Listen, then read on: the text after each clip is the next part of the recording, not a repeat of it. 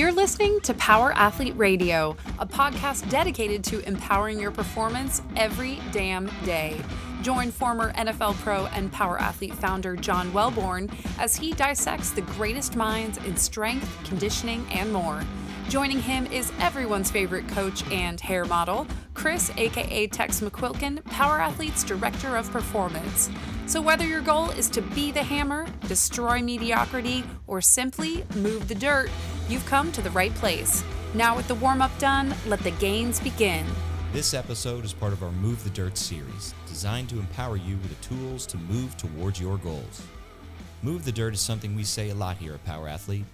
The dirt is the dirt. It's that lazy, fearful, bitch mode voice in your head that says too tired, too busy, too old, too injured, too whatever. You can't reason with it, but you can move it. Some days you get a big-ass shovel in your hands and it's easy. You're strong, you're motivated, you're king of the world. But some days you get a spoon, and you still got to show up and move that shit anyway, rep by rep, spoon by spoon. So long as you're moving a little dirt every day, you're digging in the right direction.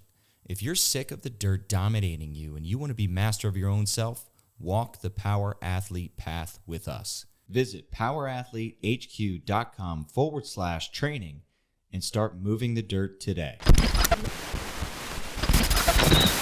Hey, welcome to another episode of Power Athlete Radio. I'm John Welborn, CEO of Power Athlete, and this is Power Athlete Radio.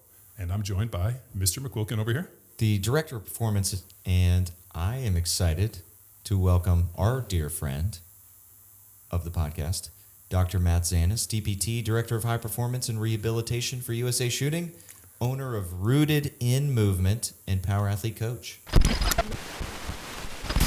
Here's the data. 80% of nutrition resolutions fail after just 1 month. What we help make happen is you moving the dirt past February 1st. So here's the deal. If you want to attack the year with purpose, stay the course, and hit your goals, you need Power Athlete programming. It's been battle tested at the highest level and gets results for every level of athlete. As a special offer this January, if you commit to the cause for a year, you get the full Power Athlete experience for less than $1 a day with an extra $200 of content for free, a one-on-one consultation to help you set your goals, and a nutrition protocol of your choice. Visit powerathletehq.com/training and start moving the dirt today.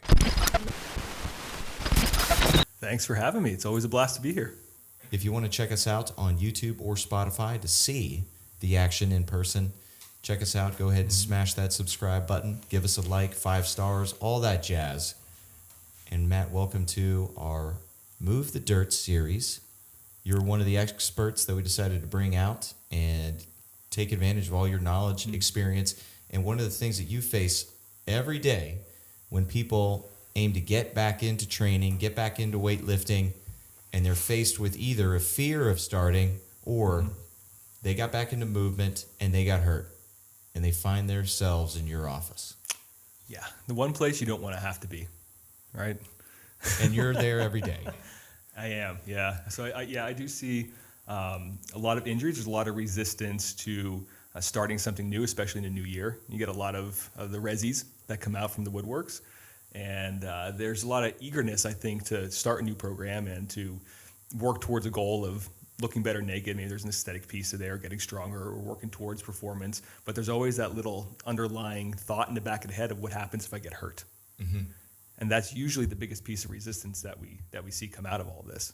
That usually stalls progress, number one, but then also prevents people from getting started to begin with.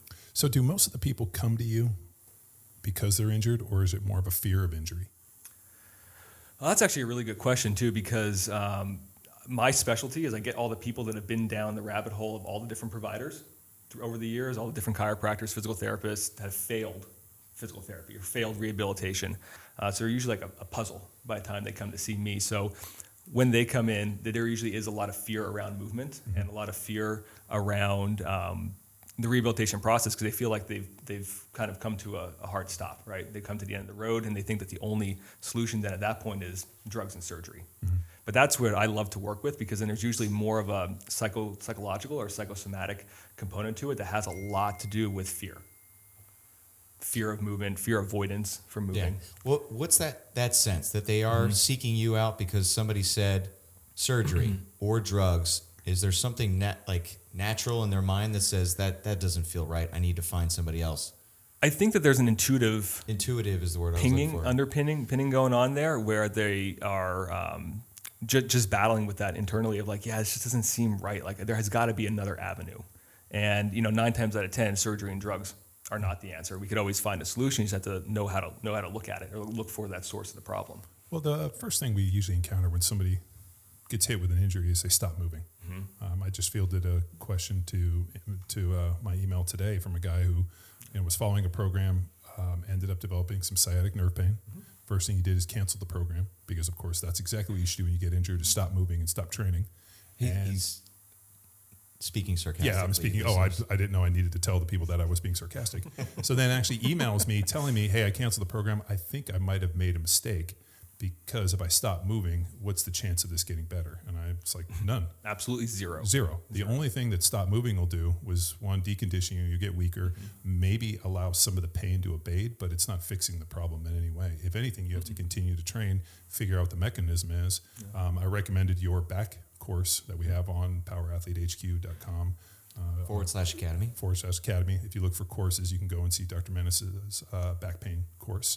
And I recommended, 1, check out this course. 2, rejoin Grindstone, start training. And then 3, find somebody local that you can go see, whether it be a DPT, physical therapist, or maybe even a good chiro, to help you start working through some of this sciatic pain and help you get back on the road to recovery. Yeah, because all that pain is just information, right? It's telling us something about our body that may not be moving in the right direction, or there might be something biomechanically off, or because there could be something psychologically going on, like we brought up with the fear component, where the brain is being very defensive over a certain movement pattern. Like we see with the sciatica stuff and back pain, it's either going to be bending forward or coming up from a bent over position, like pulling a deadlift off the ground. And ironically enough, I recently had sciatic issues when I was in Croatia, working with our shooting team out there, because I went down into a middle split, project balls to the floor, was completed though, accomplished it. However, you can't cheat and get long balls. Well, I was going to say, the thing. I took my pants off. Is it because you have you're like, I've been stretching my sack to try to have a saggy sack so I can get down there. Kettlebells? Old balls, gross. Yeah, they were weird. He's like, I'm thinking of having a ball sack reduction. How do I get rid of my, Yeah. Anyway, so I got cocky and I got close to the floor after like 16 hours of a flight over there, and did like the most muscular pose in the bottom and lost my hip position. So it internally rotated, tore up the piriformis. Muscle wasn't a problem, but it was the inflammation from the injury that put pressure on the sciatic nerve and caused all those issues going down the leg. Numbness, tingling, not being able to bend and straighten the knee, not being able to walk right. And it's a really interesting component. I tell this story because in that moment, I too went through a fearful state of like, holy shit, I'm here to help all my athletes. I can't even walk, let alone sleep at night, can't find a comfortable position, can't get out of bed, can't move. What am I going to do? Like, how am I going to get through this? And there's always going to be a component of that. And that's where most of my job is, helping to reinstill and rebuild confidence in people. And it's just like starting with just a little bit and slowly starting to progress. It's like moving the dirt, right? It was just like a little teaspoon at that time, where I was just doing little back bends on the bed, which progressed into just some like nerve flossing type stuff on the ground, which progressed into do some hinges on the wall. And eventually I got myself to the point where my brain was no longer defensive over those movement patterns, and it allowed me to walk. And the cool thing about that is, if you get on the right track, momentum builds. That's the cool part about the confidence piece, right? Because you can start adding to it each and every day, and you can see progress being made if you know how to attack it. But that came through a lot of self-assessment on my own part, which is what that back health course allows you to do. It takes you through a bunch of different self-assessments to try and figure out, okay, what might be the problem here? And that's another interesting point. A lot of the back pain is really coming from the hips, more so than anything else. It can't be representative of that. Everybody, if you've lifted weights and trained, especially done a contact sport, you've probably at some point had some sciatic nerve pain. It's usually a pain that runs down like right in the middle of your butt cheek. And it kind of culminates right in that point. And for some people, it's extremely debilitating. For me, anytime I start feeling it come on, usually a mix of some form of heavy hinging, like a squat and maybe a reverse hyper or some type of deal. But usually something heavy fixes it, and I don't know why that is for me. Well, you bring up a really good point there, because there's a lot of fear around lifting heavy weights in particular in a training program, because we think that or most people think that that's going to be the leading cause of an injury. But it's far from the truth, at least when you look at all the evidence in the literature out there. There's really no supporting evidence either way, right? So lifting light weights for high repetitions has just as much risk as lifting heavy weights for lower repetitions. It comes down to a volume game at that point. But if you look at it from the other side of the coin, lifting heavy weights builds tissue resiliency and capacity through the progressive overload mechanism, right? So it actually gives you more to work with. And the cool part about that too is it actually will knock down that pain response in the brain, because we get a lot of natural opioid release and endorphins and everything, especially with heavy load isometrics as well. For you, it was tearing your piriformis that actually resulted in sciatic nerve pain. For most people that are dealing with some form of sciatic nerve pain, what's really the injury mechanism? Is it sitting too much, weak trunk, weak glutes, or is it just a culmination of a whole lot of things that tends being like the canary in the coal mine is the sciatic nerve pain? The answer is yes. It's everything, right? There's so many different multiple variables that can go into play with this thing. But when you hear sciatica is just like a kind of a catch-all term for essentially pain into the buttocks and down into the leg. Okay, so when people get that diagnosis, that means the doctor who evaluates them has no fucking clue what's going on. They're just like, yeah, he's got some pain down the leg. Well, it's sciatica. I mean, like for me, it usually starts right here at the hip, and it usually goes right down the middle of my butt cheek and kind of like ends like right there, like kind of in a spot. But I know for a lot of people, clients we've had or athletes we work with, it starts at the base and goes all the way down the butt cheek, all the way into the hamstring and into the leg and down into the calf for a lot of people. So mine's never extended that far. And as soon as I feel it, I'm like, I got to go do something heavy. And it just tends to fix it. Yeah, and I mean, there's a lot of different sources for that too. Like you can have a discogenic source for sciatica, right? The L4, L5 vertebrae with those disc spaces putting pressure on the nerve as it comes out of the spine. 100% you could have that. But what I see a lot of time is it's really coming down to the inner workings and the biomechanics of the hip and the pelvis and the anatomies or the hip bones being off, right? So you can look at this from a hinge standpoint. You could maybe do a hinge with a nice anterior pelvic tilt on the left and get into a good position with a soft knee bend, but maybe when you do it on the right side, maybe that pelvis doesn't go into a nice anterior tilt. And all of a sudden we're staying stuck in a posterior tilt, which is causing a little bit of flexion in the spine. But that could, yes, potentially put some pressure on the disc, but on the other side of the coin too, they could also put tension and pressure on the nerve roots as they come out and innervate the muscles in the glutes. One of them being the piriformis muscle, which that sciatic nerve runs right underneath and sometimes through in some people as well. Man, that's a really weird injury. I mean, I've encountered a lot of stuff, and a torn piriformis. I mean, normally like for like the glute and the kind of those hip muscles, like it's really rare to actually have that. I mean, normally when I think about like hip injuries or stuff, it's rarely, a torn muscle in the hip. That's a kind of a strange one. The piriformis a primary mover? It's more of a stabilizer. So then submuscle. Yeah. So it does externally rotate. Yeah, it's for external rotation. Yeah, but it's not a very big muscle. Yeah, but also, it's not a big ass muscle. Most people aren't, all of a sudden in a splits trying to, hover their sack while they're doing the double bicep. And then the foot slips, and then it's like, oh God, man! Very unique pose. And then all of a sudden, he's like dialing 911. He's like, vodka. That's what I would have done. I would have just been like, let's go get some drinks. It'll be fine. That did help. Yeah, there's a lot of good beer in Croatia too. Nice. I must say. It's interesting though. You gonna say something? Good? No. Let's wrap this, and then I got build off questions. Okay. Go ahead. Yeah. But like with all the sciatica stuff and the back pain, excuse me too. When it comes to this idea of like getting started into a movement program, back pain is usually always at the forefront of everybody's mind. Nobody wants to jack up their back, but you look at the underlying reason why. Because of that, usually has something to do with what they can't do, or it affects their identity or their personality, right? But there's really, I think, a much higher price to pay for not training than training, right? Because I look at it like a bell curve. Okay, so like at one end of the curve, you have people who don't do shit and they're sedentary. They have just as high a likelihood of being in pain because they're not doing shit. Yeah. Versus the other end of the curve, where you have people that do too much and max out every single goddamn day, and then they are likely going to have more pain experiences. But there's high schoolers, but there's that middle. There's got to be a sweet spot, right? Of like unilateral versus bilateral, high load versus low load, and you find out what works for you. Tom Newman and I had a great discussion. He was on episode, pull it up, but we were talking about Dr. Kramer's research. 654. He was on Power Athlete episode 654. We had an interesting conversation talking about advanced athletes that have, like former professional athlete, people with many decades of high volume training.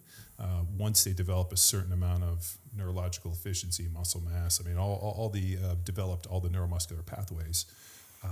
There is kind of a maintenance dose, which looks like going heavy, something like once every 9 days, and then on a cumulative volume like every 21 days. But almost being able to like stoke the fire at certain points.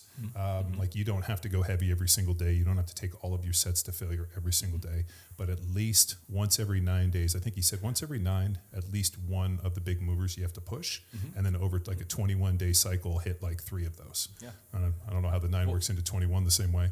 But as I was looking at my own programming, kind of going through each week and picking a movement that like I'm going to take this to like a true failure, max effort, 6 to 8 reps.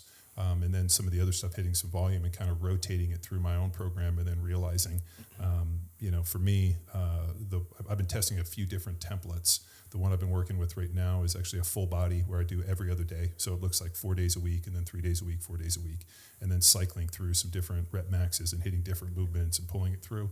And as I was discussing with him, and he's like, as long as you're fucking stoking the fire and jamming yourself pretty hard on one of these movements at least once a week, and then over the course of 3 weeks, kind of cycling through these 4, for you, and this is obviously specific to me, that's sufficient. But what I forget for a lot of people is a lot of people don't have that history of training. They haven't built that big a base, so they're kind of in that more beginner's phase.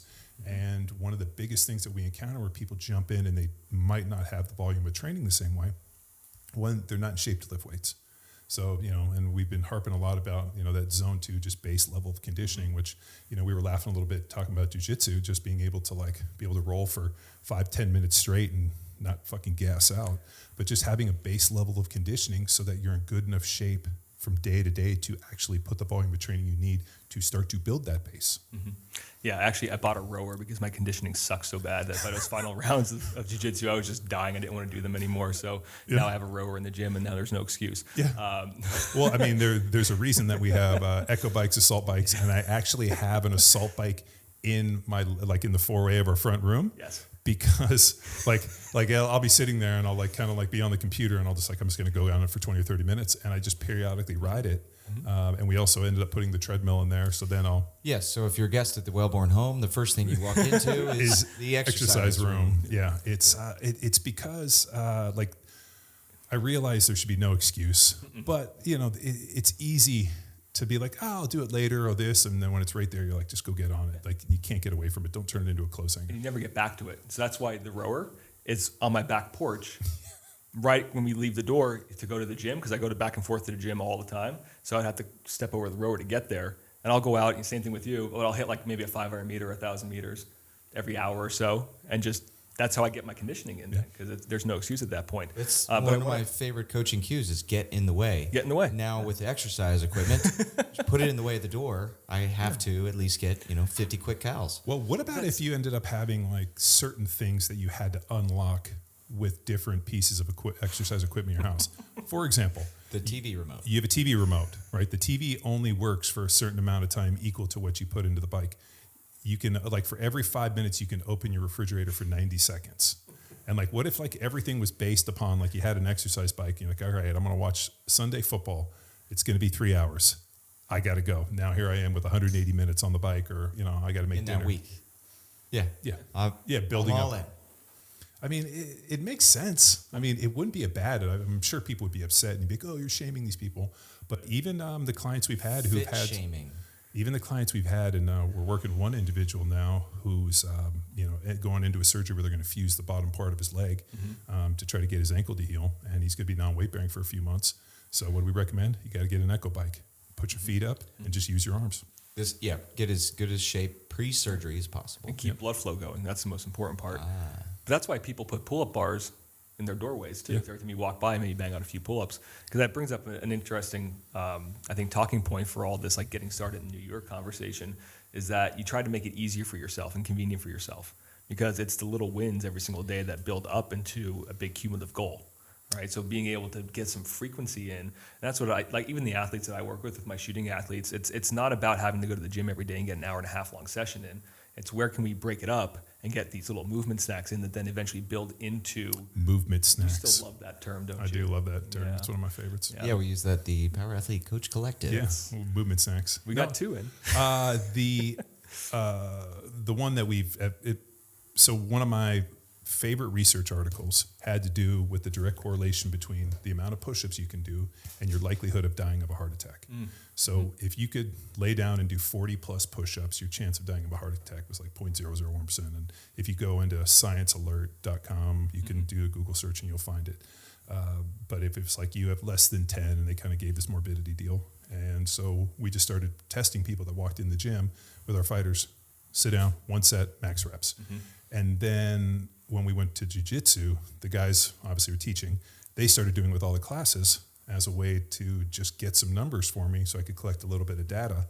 And then we ran into a bigger problem with the fact that most adults don't know how to do a fucking push-up. That was what blew my fucking mind. So now, like people like I'm like, hey, and I even like, we had a class like 20 people and they were like, okay, we're gonna do the 1 set. And I was like, before we start, this is a push-up. And like, you have to go all the way up and all the way down. Your chest has to stop on the ground and touch. And even with the demo, people still were like, and some guys like 63. And I was like, cutting a quarter. But it was amazing, even with shitty push-ups, how many people struggled to get 8, 9, 10 push-ups. And when I started, I was in the 40s, and now I'm pretty consistent, being able to get 40, 50. Well, depending on who goes first between us. Yeah. Because we just get one more. Well, like if you're cold coming in, I mean, 50 is a pretty good number. There's some people, I mean, because we throw the test out on the different programs, and there's people that claim to be able to get 100. But I mean, if you're able to lay down and do 100 straight push-ups without stopping, excellent chest to ground all the way to lockout, it's pretty fucking impressive. I mean, unless you're, like, maybe weight's a factor, but if you're over 200 or 225 pounds and you can give me 100 knockout push-ups, it's fucking pretty impressive. Well, I think that comes back to the fact, too, that people don't really have that foundational level of fitness. And that's why it's such an important time to get started. Like, there's never a bad time because once you build the muscle, right, and you have that metabolic capacity of the muscle, it's a lot easier to maintain, which helps with everything, right? So people look at me and they're like, oh, you're jacked. You must work out every single day. I really don't. It's like, you just wear like 3 to 4 medium days. T-shirts. Mediums, yes. And we fill out the sleeves that way. And you have long hair, which totally throws people off. You can't even see your shoulders. It's just draping so nicely over there. They don't even see the traps. Chris Hemsworth's trick. Yes. I can put it up for you. So Joe Rogan had a great comment about this, and I saw it on a little viral clip, and I think it was in relation to people. Jocko had a interesting piece where he was talking about longevity, which I thought was an interesting thing for him to talk on. But he was talking about martial arts and training and doing something athletic, and it kind of I think it was Joe Rogan feeding off of that. But Joe made an interesting point where people are like, oh, and I think it was in terms of exercising or maybe it was jits or learning something, and they're like, oh, I'm too late to learn this. And he's like, well, you're going to be later tomorrow. You might as well start fucking today and get on the train. He's like, every day you wait, it's just another day you're waiting. Start today. And I mean, we've been beating that drum for years. I mean, I think even with some of our brand videos, we're like, start today, fuck tomorrow. Don't wait on it. Like tomorrow, you're going to be one day further back than you should have been. If you start today, you're going to be that much farther ahead than you are. And I mean, it's people all the time. Like I run into people like, oh, I'd like to do this, but I'm afraid of starting. And I'm like, dude, but that's the best part. I mean, I love, and I know this sounds so weird, I love when we go to jits to be a white belt. You know why? Because nobody fucking expects anything from me. This belt allows me to suck. And if I don't suck, then I get a deal. But if I do get tapped or I don't learn something, I'm like, hey, man, I'm still in the beginning phase. As soon as you put color around my waist, now people are going to start expecting me to be good. Well, you just took on another fear I wanted to bring up with getting started. And imagine walking into a Globo gym. People think that everybody's looking at them. So, I mean, we need to address that because they're not afraid to be that white belt. They're not afraid to be that amateur or on day one because they think everyone's judging them. Well, one, I think, I'm trying to remember, I'll look it up, but it's like, we die 1,000 deaths before. I mean, like the reality that we create in our minds is 1,000 times more dramatic and worse than what it is in reality. So people walk into this gym and they think everybody's watching them, everybody's judging them and this, and the true reality is most of those people are just trying to get through their day and survive without somebody fucking thinking the exact same thing to them. Go say something. Go encourage them. Go reaffirm their action and say, hey, you're crushing it. What day is this? Are you just getting, I wouldn't say, are you just getting started? Because they may have Maybe I've been training for 10 years. Yeah, I don't know. But go, give them a fist bump, say what's up. The beauty of the group fitness scene, whether it's jiu-jitsu, CrossFit. Yeah, people boot are camp. people are so encouraging. Yeah, it's almost to the point where it's a little concerning with how friendly and, more importantly, how supportive people are. You walk into a CrossFit gym, everybody introduces himself, everybody's excited that you're there. I mean, same thing in jits, man. Like, if I don't show the amount of people that are texting me, like, are you okay? Mm-hmm. And I'm like, no, we just had a dinner, we had to go to something. Like, okay, you're going to be there, right? And people expect you to be there. And I think what that is that's community. Mm-hmm. And actually, I had a really interesting exchange with Stephen from Off-Road Design, who was also recently on the podcast. We kind of go back and forth. He listens to the pod. I'm sure he's listening to this one. And he will always shoot me an email with some of his thoughts on it. And something that we were rapping a little bit about is the need for community. And within like the truck scene and what he does within off-road, his comment was a lot of guys are just excited to be involved and tinker and working on something because it feels like they're part of it. Whereas his stuff is like, we try to build stuff to actually go out and use to test our products. So it's kind of a different, like there's no value in us talking or tinkering. Like we have to go use our stuff. And my comment to him is, community is by far one of the most powerful things and also something that men really suck at. As men get older, they tend to become lone wolves and they lose the neuroflexibility to go out and make new friends, because to make a new friend, you have to be vulnerable and you have to be flexible enough to accept new ideas and at least contemplate them. Like if I meet a new person, how are you? The vulnerability to introduce yourself, engage them, listen to what they have to say, and then make a decision on whether or not you want to hang out with this person again. Most people are so crystallized and so rigid that if the person is not 100% in their camp or within the confines of what they're into, they just fucking immediately peel out. And women are really good about creating friendships and doing new things. And I think women do a lot better. And I think that lack of community is why men really suffer, and probably 3 times the amount of men kill themselves as women. And I really believe it's because loneliness and the inability for community. So anything that you can do that gives you community and gets you out there and gets you involved with people, to me is a win-win.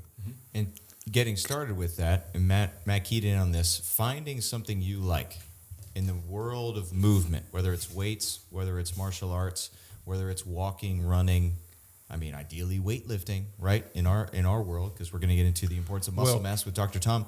But pick up on that, Matt. If finding something you enjoy and the value and connect it to that for movement and releasing the brain and all that good stuff. Yeah. Finding something you're going to enjoy doing is what's going to help you do it for longer, right? Because there's going to be that motivation factor to it because it's enjoyable for you. The worst thing that you can do is get into something that doesn't feed your soul or something that doesn't recharge your battery. And you'll know that right away. Because you'll wake up in the morning, you're like, I really don't feel like going to this class, or I really don't feel like hitting this workout type of thing. Which I think there are components of that when you're stressed out. But that's like a whole other conversation. Versus something like, and at least I know for me and John, since we kind of both started this around the same time with the jiu-jitsu stuff, is that it's a lot of fun and there is a lot of that community there. So it makes you want to keep going back and getting better because you can once again see that progress. Yep. For me, I don't know if I would have catapulted into doing it if, one, I hadn't gone to Craig Douglas's course and got shot up with the Sims. I'd have to look at those scars every single day. It's a good reminder of that even though I'm a fairly decent fighter on my feet, you lay me on my back, I'm like a big fucking turtle, and I don't like that. So I think for me personally, and we've talked about this on other podcasts, having a goal and then actually working towards that goal and having some representation or some way to kind of ping and check, for me works. But for a lot of people, I really think that if your goal is longevity, which to me is a really interesting piece because it's broken into a few, when you hear the term longevity, how long do you want to live? I'm not necessarily interested in living to be 100. What I want to do is I want to live as long as I can, as useful and as capable as I can. If I could do everything I wanted and be at 100% until I was in my 70s and 80s and then just lay down and not wake up one day, to me, that's how I want to go. What I fear is getting to a point where all of a sudden you lose all function, you can't move, you can't be the person that you know yourself to be, and you become a prisoner for 10 years and live in this terrible existence. To me, that's by far the worst outcome. So I really feel that when I look at longevity, things that are going to allow me to stay neurally, mentally flexible, avoid that crystallization, but can I continue to move? What type of things allow me to stay, useful in a lot of ways, which for me is going to be we lose mitochondrial density, so the ability to have that big aerobic base, lose motor unit recruitment, so that you got to lift weights, muscle mass being a great determining factor for longevity that we had with Gabrielle Lyon. All of these things are extremely important, but I really think that the training space and the training component is like the secret to longevity. If you're not doing something, well, one that you enjoy, but doing something that's physically difficult each day, I really think you're just leaving a ton of performance and a ton of longevity on the table. You're speaking to quality of life, right? Same thing. Like, you don't want to live to be 100. You want to have the best quality of life that you can have for as long as humanly possible.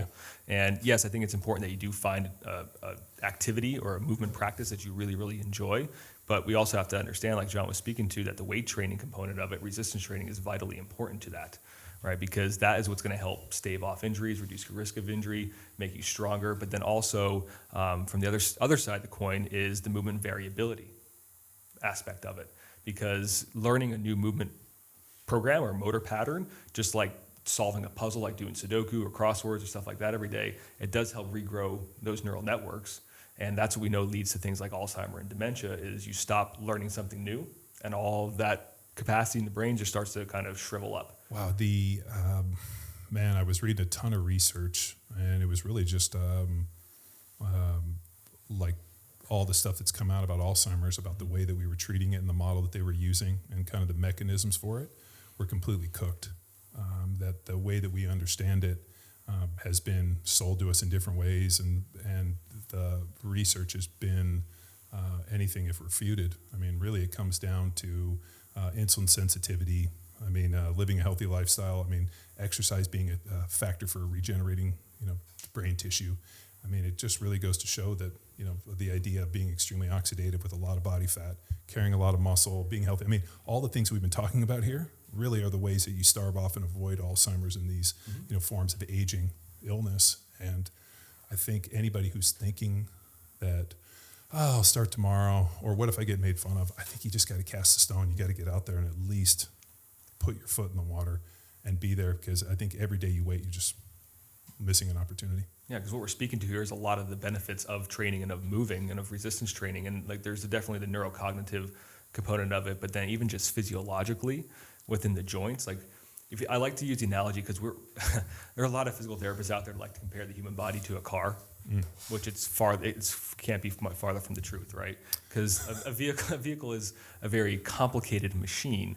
But when it comes to movement, if you think about a car, like you don't want any variability in the lug nuts, right? Yeah. They want to tighten everything down, make sure it's like moving appropriately, everything's biomechanically set to the exact degree and specific angle. And then when there is variability in there, shit starts to break down.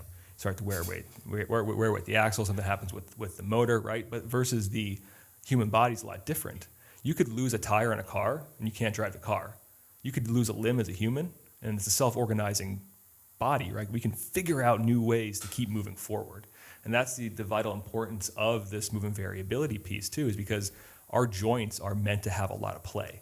Yet what do we do when you go down too far into the rabbit hole of only doing weight training, right? You build yourself into a movement prison, where now you limit your mobility around the joints. Well, let's look at weight training in terms of a few different paradigms. I mean, if you're talking about the big three, where now you're just talking about bench, squat, and deadlift, and you're training within powerlifting, now we're just moving, feet are planted, moving from point A to point B. When I think of weight training, I think of, different planes of motion, X, Y, and Z axis, step, squat, lunge, all the stuff that we do within a power athlete program that develops and fosters athleticism and using weight to challenge posture and position through full range of motion movements, but then actually taking that and then utilizing it in some form of competition or something that involves athleticism. Now, for most people, that might never be an issue, but I really think that if you train with that lens, the minute that arises or the opportunity presents itself, you have the skills to go and do something. Mm-hmm. And the line I always use for people, because inevitably I always get this question of, well, how much weight should I be lifting? Comes up all the time, right? And so my answer is always... That's such a weird... I'd be like, I don't know. That's where are you at?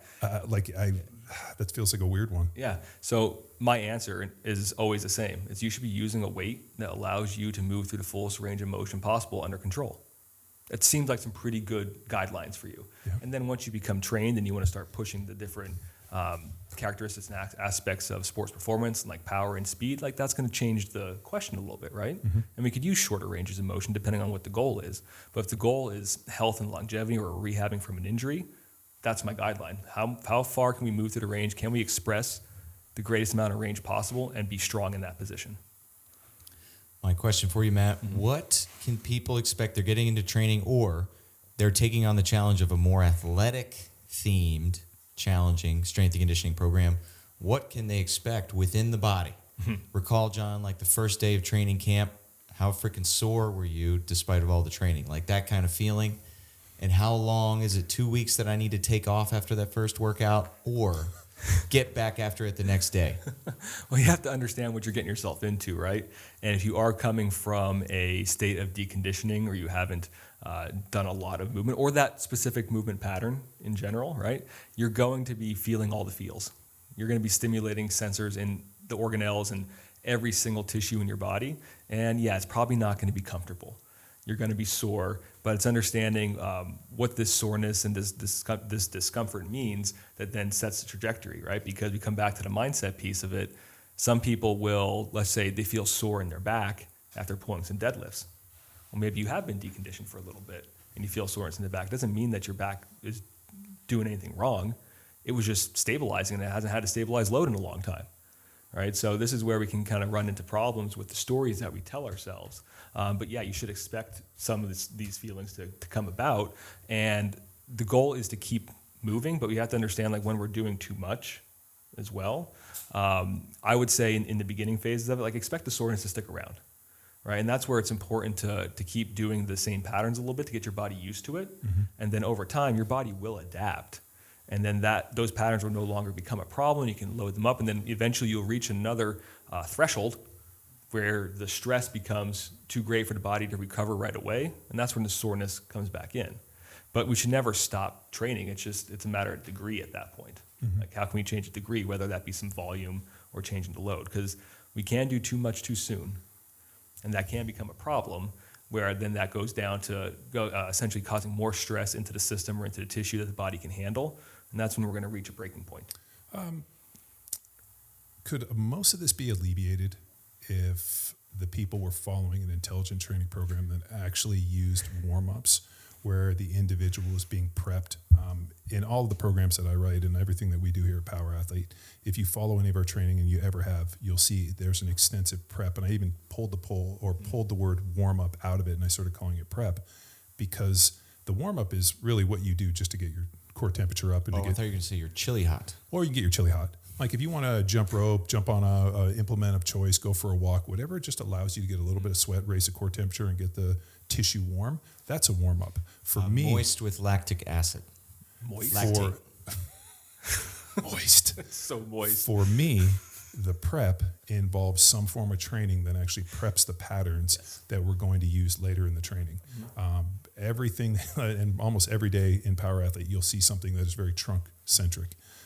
I realized early on in my NFL career that if I kept my trunk, and I use the word trunk, not core, because apples have cores, and I never want to be related to an apple or a pear, but I think of big, strong oak trees, fruity. Right, that have these bitchin' trunks that survive everything.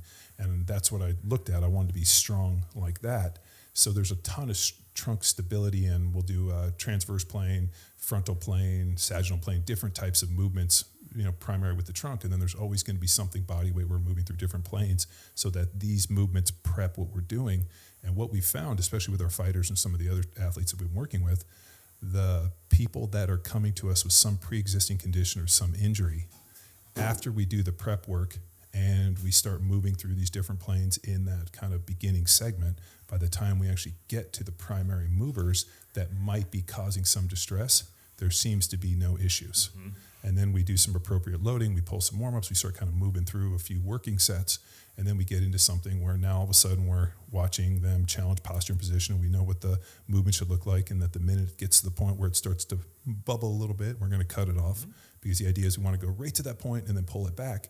But I really think that if there's a proper prep involved in the program that's prioritizing these movements, one of my favorite things for people that are having some form of back injury is teaching them to kettlebell swing. And not that I'm a huge lover of kettlebells, but the task-specific tension of swinging, of releasing, and then tightening down, holding for the swing, and that ability to turn on and off, for some reason, neurologically teaches them how to arrange their trunk in such a way that I see translation over into movement.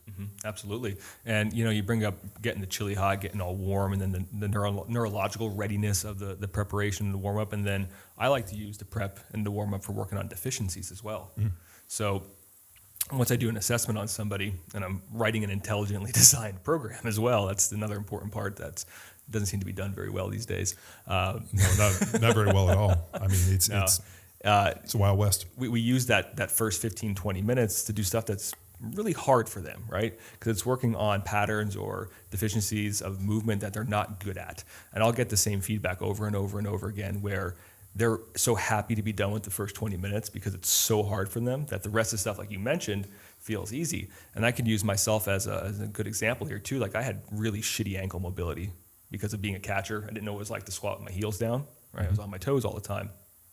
And there was no amount of massage or mobilizations with bands or soft tissue work that was going to help my ankle mobility. I used 20 to 30 minutes before my squatting sessions to load my ankles in various ways, various planes of motion. And we have a bunch of these in the movement prep series and everything too, like a 3-way ankle and everything. We're taking the body through different planes of motion, but with an emphasis on loading the ankle first, because the human body is a system of systems, and the joint that you load first in the system is a joint that's maximally loaded. And then by the time I got to the squat pattern, like I'm doing my hinging, I'm doing my squatting, now I'm overloading into positions that are way more beneficial, and now we're solidifying those positions through resistance training. Well, I mean, a position in the squat with a positive shin angle where your knee is going over your toe is an athletic position and a great determining factor for movement within space. I mean, there's very little, I can't think of a single dynamic movement, whether it be jumping, sprinting, changing direction, where I've ever seen a vertical shin or even a negative shin angle. It's always knee over the toe, driving through, chest over, positive shin angle. And to not squat like that and not have that ankle flexibility and mobility feels like a huge gap in that. Which, if you look at any of the movements in the foot course I developed for us too. PowerAthleteHQ.com/academy. For the foot course. Foot health course. It's a lot of positive shin angle. And that comes from, one, the athletic side of things, John, like you just mentioned, with recognizing that pattern in sport, but then also from the standpoint of everybody who's just like a regular gym goer. Many times they've been taught to squat with a vertical shin angle through a lot of the box squatting style stuff. And then this is where it comes down to the whole movement variability thing, right? It's not like there's anything inherently wrong with vertical shin angle. It does get a little bit more posterior chain activation. Yeah, right? but it's for powerlifting, and if you're talking about just angles, right, you keep a vertical shin and then it's just basically a knee and a hip movement. It might be more efficient, especially in geared lifting with a wide stance, but the translation to athleticism, and I know this because I was taught to squat with a vertical shin, and all it ended up doing was resulting in patellar tendonitis. And I really think that it wasn't until we started putting on Oli shoes and I got into a more Olympic-based program with Todd Rice, where we started now focusing on positive shin angle and getting our knees over the toes and everything, that all of a sudden my ability to sprint, change direction, and my plyometric power went through the roof. And one way he utilized that is he challenged you. You were only allowed to front squat. So he forced you into this position knowing that that was a limitation. Have you ever seen anybody front squat with a vertical shin? I'll do it right now. It's not going to be well. No, it's not a good movement. I know this because I tried, and I remember the sheer force in the position, because, I mean, you have to almost push your knees forward and get your elbows up so you can get the bar in the center of the gravity. It's like an RDL, but in a front rack position. It's not a good position. Like a Zercher, maybe? Pull it down the elbows? Yeah, a vertical shin front squat, it's not good. Because, tune into YouTube to see to watch Chris break his back in half. The shit razor blades. It is an interesting movement. But, then you have people like, oh, you should only front squat. The problem is the limiting factor for those front squat ends up becoming your ability to support the weight. And now it turns into what I like to think is a trunk stability exercise. So the key takeaways, listen to the language of, hey, you should only, and you might want to walk back and step away. We're challenging you through the warm-up especially to challenge your ability to move, finding boiling points, identifying breaking points, moving dirt, do more than you did yesterday.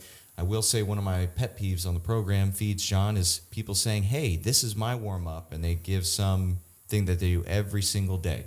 That's something we want to avoid because it misses our opportunity to expand our athleticism, our movement repertoire that we have in there. And the beauty we talk about, as Zanis said, okay, we utilize it as an opportunity to target limiting factors, limitations. Well, within our warm-up course free warm-up course on powerathletehq.com/academy, we speak to, the difference between warm-ups in training and warm-ups in competition, whether that's field court sports or the sport of fitness, and how they should differ and how to put you in the best position to utilize both. It's not that you're against it. If anything, I like to think that you're a warm-up savant. There you go. You are, in terms of being able to cook up warm-ups and pair them together and be able to see the threads of the warm-up into the training, you are world-class. Found where college-level coaches, they devalued it, and I found an opportunity to value it that we have every single day, whether it's training, practice, or competition. For this long-term development, if I have 4 years of athletes, we can get a lot of ground in that 10 minutes that's very underutilized. My final questions here for you, Matt, because we've learned a lot on this episode. What does Move the Dirt mean to you? That's a beautiful question, Dex. Did you come up with that all on your own? No, Harry Heppenstall has gotcha. worked very hard for this. Yes. No, just say yes. Yeah. Correct yes. answers, yes. Yes, he did. Yes. So I look at it from this way, and I use this line a lot because I think it's a really beautiful line to help give people a great mental representation of what training for health and longevity is all about, right? And that comes down to my brand, which is rooted in movement, and the movement is an acronym for movement, vitality, mindset, nutrition, and training, with a big piece of that being the vitality concept, which is your life force energy, right? So what do you need to do each day to put more money in the bank for vitality, right? To improve your vitality, and to not only improve your vitality for that day, but then for the long term. How can we accumulate that for as long as possible, for having that quality of life for as long as possible? So someday you have a shovel, someday you have a spoon, right? It's even when I got hurt, it was just a little bit each and every single day. And that's how we make progress, whether that be through rehabilitating injury in my world or through improving performance. And then I will say this because I think there's a lot of resistance sometimes to staying true to a program or even to doing what was necessary to get through an injury as well. It's this idea of like attractor states. Okay, do you guys know what an attractor state is? It's like this. For our listeners, you should probably explain. It is a baseline set pattern for any type of organism, right? Where we're always going to come back to the habits and the lifestyle patterns that we use the most, right? So you think about it like getting stuck in a rut, like a deep well, okay? Anytime that you try, and this is a great example of like trying to start a new program in the new year, start a new training cycle, or through getting through an injury, you have to start climbing out of that rut. So in doing so, you may feel sensations of pain, or you may get bored, or you may become uncomfortable in that situation. And your body and your nervous system is going to do everything in its power to knock you back down into that well. Because that is the state that it likes to be in. That's the state that it likes to be comfortable in, which is why it's really hard for people to lose weight, to get off the couch and to start doing what's necessary, because that couch and sitting in front of Netflix is way more enjoyable for the body, right? It doesn't take a lot of energy, okay? But that's where I think this whole Move the Dirt concept comes in, is like you can do just a little bit each day to keep progressing you forward. And if you keep doing that little bit, that's where we then build the momentum to help you get to the top of that valley. And then what's interesting is once you get to the top of that, now you're at like a precipice of, do we fall back down or do we set a new attractor state? And that's what becomes really, really cool. You reach that point of, some people reach that goal and they're like, oh, what now? And they stop training and they fall back into that rut. But now how can we take what we just learned through that process of getting better and carry it on into something new? And that's what we're all about here. Speaking of goals, what are you digging towards in 2023? Ooh, business or personal? Can it be both? It can be both, I guess. Sure, we can go there. Business for me is I'm trying to go mostly online with everything. On the line. On the line, because I travel a lot for a living, internationally traveling. So in probably 6-7 different countries a year. With the work I do with the Olympics. And so getting online and being able to do things remotely through a remote health program and through different courses and through a shooting specific platform that I'm going to be developing. It's going to be a big community that's coming out here in the new year to help everybody that's in the shooting community, or if you use a firearm for your job responsibilities, so paramilitary, police as well. That's going to be a spot to go to learn how to assess your body, rehabilitate, train, do some movements, right? And then also getting on there and doing a bunch of Q&A sessions and live training and stuff. I think it's going to be a really, really cool place to hang out. So to be able to do that, now I can still work and make an impact on these communities and the training community while I'm overseas and while I'm fulfilling those responsibilities as well. Nice. Yeah. Oh, personal. Yeah, personal. Yeah. So I just got a new house in June of 2020. And so we're in the process of remodeling all of that and turning it into a really cool, it was a 1953 home. And so starting the process of getting the kitchen redone. We've done one bathroom already. And then my old dingy 1970 600 square foot detached 2-car garage I turned into a gym. Nice. Finally redoing that whole thing and making it temperature controlled, because working out in the summer in Arizona really, really sucks. We know about it. Yeah. So finally getting that up and running and honestly just kind of going with the flow and living life and seeing where that takes me. Nice. Yeah. Sweet. Well, how much digging is that going to take? For the remodeling? All of it. All of it. Lots of digging. I'm going to need some backhoes some days. Yeah. Well, lots of door corners to explore. As always. Indeed. That's what you do best. Explore. You know me all too well. The moving the dirt's interesting, especially within the training programs and for people, because I think it gives a little bit of out. I think that there's a stress too within the training stuff, especially with training programs, because you look at it, and I run into this almost every day from somebody. Like I tend to program more. Like I would rather overfeed you when you come to my house and let you say, "Hey, I'm going to push the plate away," than you come over and leave hungry. So within the training programs, I tend to probably put a little too much in there. But what I would rather people do is, if I program some form of rest, I want to give somebody like active something to do, whether it's a walk or it's a bike or whatever. I mean, if we're on the rest days, but even if a little bit of movement, a little bit of trunk, a little bit of flow movement. So a lot of times with the move the dirt idea, people get this feeling of like, oh, if something's programmed, I'm tired, I don't want to do it today.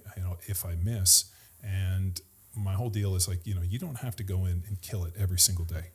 The people that consistently train, and I think, through all of it's pretty amazing when we look at the backside metrics for all of our programs, the individuals that are the most consistent, regardless of, training intensity, training volume, all this, the person that can maintain the consistency the longest meets their goals in the end. It's not the guy that, smashes it for 3 days and we don't hear from for 3 weeks. The people that consistently train, consistently logging their numbers and following the training program, meet their goals like at 100% rate. And I can think of the people that have been following us for 8, 9, 10 years consistently are absolutely smashing whatever they're using the training for. Yep. So if you think about the move the dirt, it's about consistency, and it's about doing something every day. Like you don't get a shovel, some days you get a spoon, whatever it is, as long as we're consistently moving, you end up moving towards your goal. And I think it allows for a little bit of releasing of that anxiety that every day I have to go in and smash it.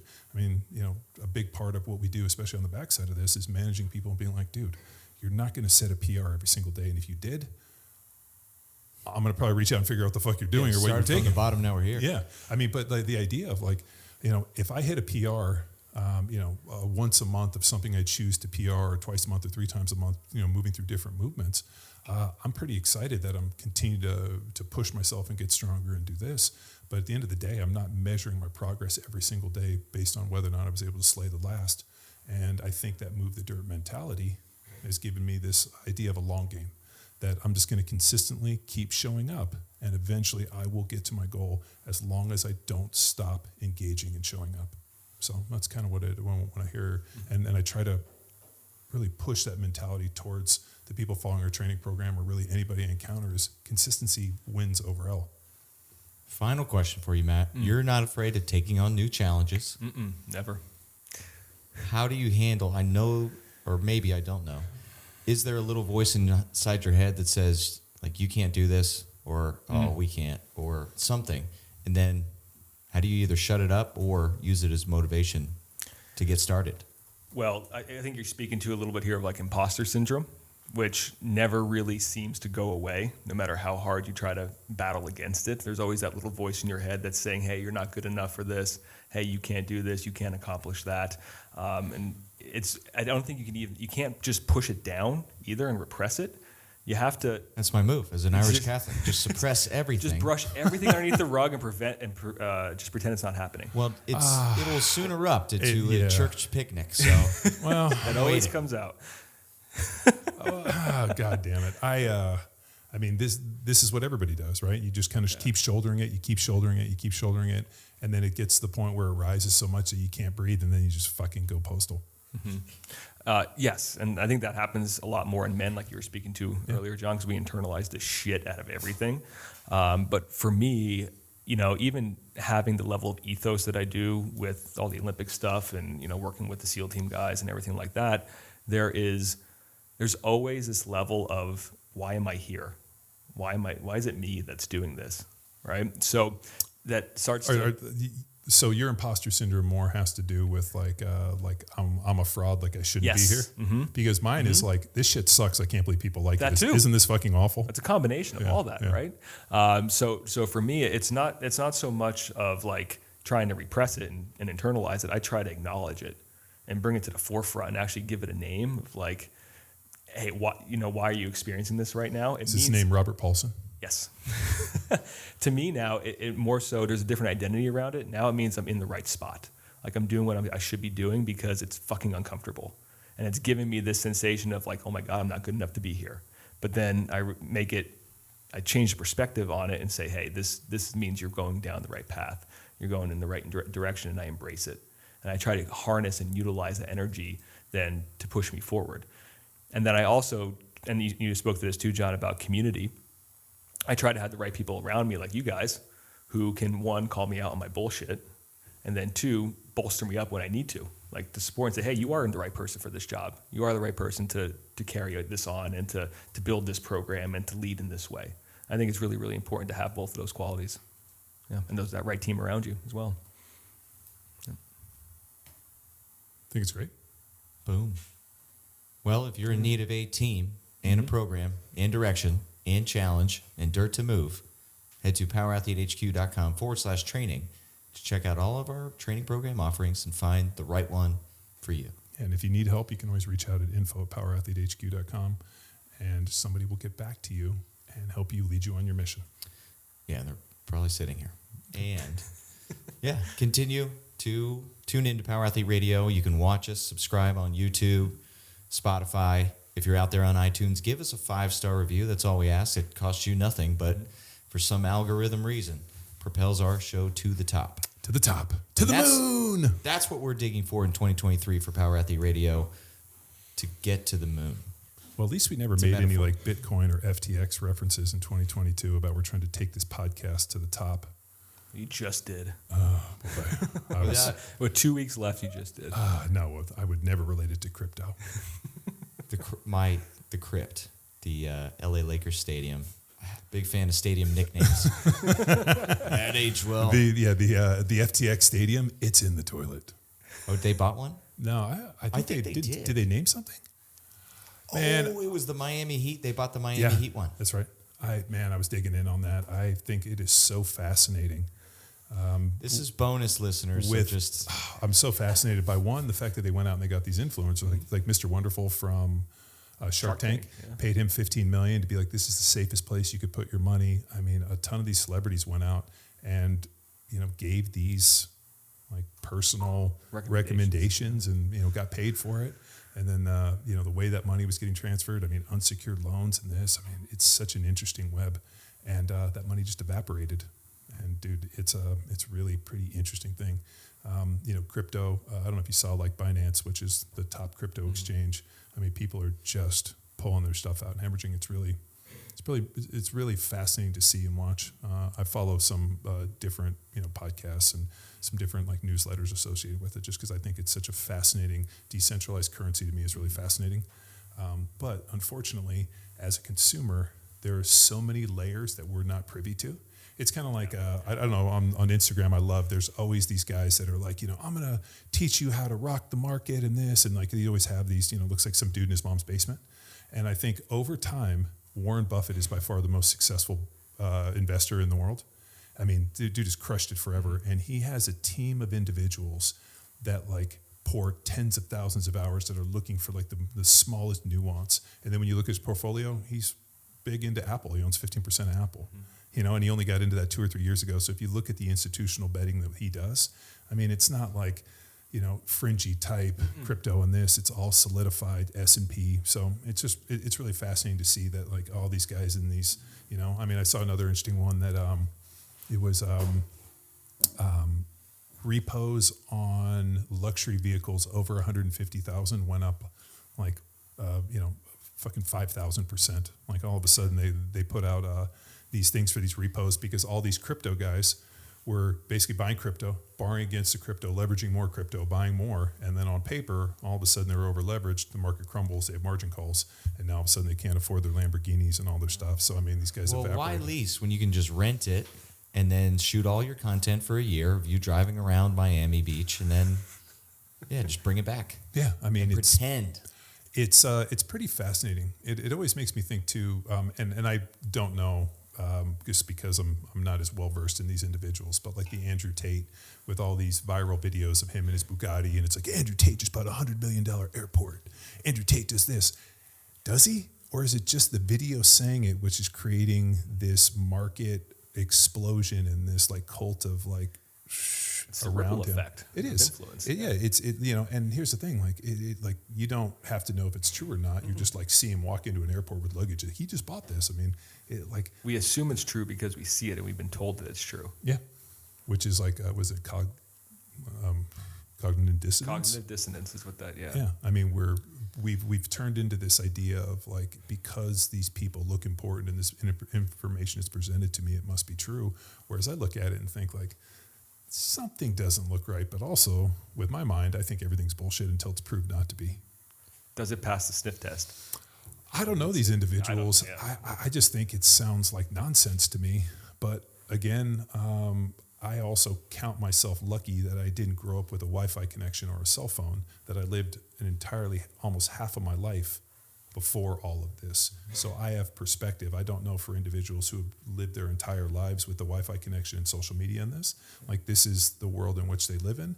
I remember a different time. That's why it's so difficult, because they don't have that beautiful gift of contrast that you do, right? They don't know what it was like before the age of the computers and the cell phones and everything. But these swindlers, they've been around for eons and decades. Yes. Uh-huh. So whether it's banking or the fitness industry, like there's clowns smelling snake oil in any industry. Well, I mean, I just find it fascinating that the same cult of personalities in all these different industries, such as fitness, banking, and now through the power of social media, I can dip into the banking world, which I know nothing, and see the same characteristics and outlandish claims, like somebody invented the question mark, that exist across all of these. well, like you see But some know like fitness so well to now avoid said personalities in other industries. well, you end up using the same barometer that you do for everything. Like when it comes to finance or that type of stuff, the day that all of a sudden I see Warren Buffett put 30% of his net worth into cryptocurrency, then all of a sudden you look and you're like, all right, this might be something worth investing into. And I've looked at crypto for almost 2 years now. I mean, around, I think it was lockdown is when I first got really interested in it, but listened to a ton of stuff on it and tried to read as much as I can. But at the end of the day, like the single most successful investor that we've ever seen, a guy like Warren Buffett, like he hasn't diverged into it. His stuff diverges into these other huge companies, you know? And so like some kid in his basement with like 7 monitors around who's, you know, talking about this and this. I mean, like at the end of the day, I tend to go with that, just like in the fitness deal, Yeah. right? Like the individuals who, for me, that have trained world-class athletes and are based around performance that we've seen that actually have measurable, repeatable success over and over again with tried and true And principles. had the opportunity to speak to on Power Athlete Radio, the premier podcast in strength and Yeah, conditioning. and we've had every one of them on in terms of like whether it be nutrition and science and performance and this. I mean, Weightlifting, speed, and yeah, no, I mean countless. we know them, and if you're training purely, so this is another interesting divergence for us. My goal is not aesthetics. Like we're in kind of a different space. I mean, there's people and there's bodybuilding coaches and there's people that their entire deal is hypertrophy and aesthetics. And at the end of the day, you want to be big and strong and you want to look good. I mean, believe me, I'm a huge fan of that. It's propelled me a long way in this world. But it's always been a byproduct of performance-based training, moving heavy weights, doing things dynamic, being able to use your body within space. I look at these bodybuilders, and we've been to these shows. We were at the Olympia, we were at the Arnold. Extremely impressive, the amount of work and effort they put into it. But realizing, like I'm a big dude. I can't imagine being 5'4", 300 pounds. Like, how do these guys sit on a plane? How do they wipe their own ass? How do they, there's no way for them to, actually dry their backs. I mean, they've become so, work themselves into this very specific place. And while it's extremely impressive, to me, it just doesn't look like a good time. And I think the idea of training is to increase function and be able to use it in such a way. And I think if the only reason you're training is some form of vanity, which at the end of the day, as long as you're training, but I think it becomes extremely hard to be consistent on that because it's so hard to be able to measure this thing, And it's so individualized, and that's the beauty of what we are aiming to accomplish with Power Athlete programming. We understand the life cycle of an athlete, and we can get a hell of a lot of people started on their fitness journeys with Lean Enable into the novice barbell. Once they establish a base level of strength, then what are you aiming to accomplish, whether it's Jack Street to put on more cross-sectional functional tissue or athleticism with Field Strong? And then into the later life, is it that vitality, the ability to maintain muscle mass with our grindstone? Or even farther down the performance line, if you go to a Field Strong and then say you make it to the NFL, you make it to the pros, then hell, hit us up like the fighters, and we can really dive into the individual expression of athleticism, identifying your limitations like with our NSW dudes and putting them in the best position to be badass motherfuckers. Well, long ago when I plotted how this whole thing kind of goes, when you get through your linear progression, there's kind of a divergence in the road. You either need to create more central nervous system efficiency or you need to put on a little cross-sectional size muscle. Jack Street started by creating bigger athletes. So there was an idea that we wanted to put on muscle, but it wasn't like the sake of just putting on muscle to put on muscle. We wanted our athletes to be strong. We wanted to be able to move, and then we wanted them to be useful in a lot of ways. And adding some excess tissue, some thick slabs of muscle, to make it more useful and continue to be, athletic and be able to do things that you want to do and be able to use your, to quote Mad Vincent, your avatar to do cool shit, which I would think is such a funny phrase. But the idea and really just the notion and the training effect of being able to go out and be useful. And, we have different programs that fit within it, but I've really always gone back, whether it be finance, fitness, nutrition, whatever you're looking at. I believe there's individuals that become pillars and that their message has never changed. Power Athlete's message has never diverged, didn't diverge since CrossFit football. It's been the same and consistent. It's not as if all of a sudden we go into a rebrand and the message, no, it's always been consistency, effort, having a plan, using, key principles and just implementing them with relentless precision and perfection and doing it over a long period of time. I mean, it just is a recipe for success. We've improved our ability to deliver the message and the beauty. Eat the weak, be the hammer, and now move the dirt. I like it. Power Athlete Radio, thank you for tuning in. A little bonus, this is behind the scenes. We would have this conversation whether we were recording or not. That's the fun stuff. That is very true. All right, kick ass, and we will see you soon. Thank you for joining us, Doctor. Pleasure as always. All right. Love being here. Yeah. Bye. This episode of Power Athlete Radio is powered by Train Heroic, the most immersive strength training app experience on the market. We've built our online training business by partnering with Train Heroic and helping us deliver all of our world-class training programs like Jack Street, Field Strong, and Grindstone. To learn which Power Athlete training program best suits your goals, head to powerathletehq.com/training. And if you're a coach looking to build a business with the best tech and training, go to trainheroic.co/PowerAthleteHQ.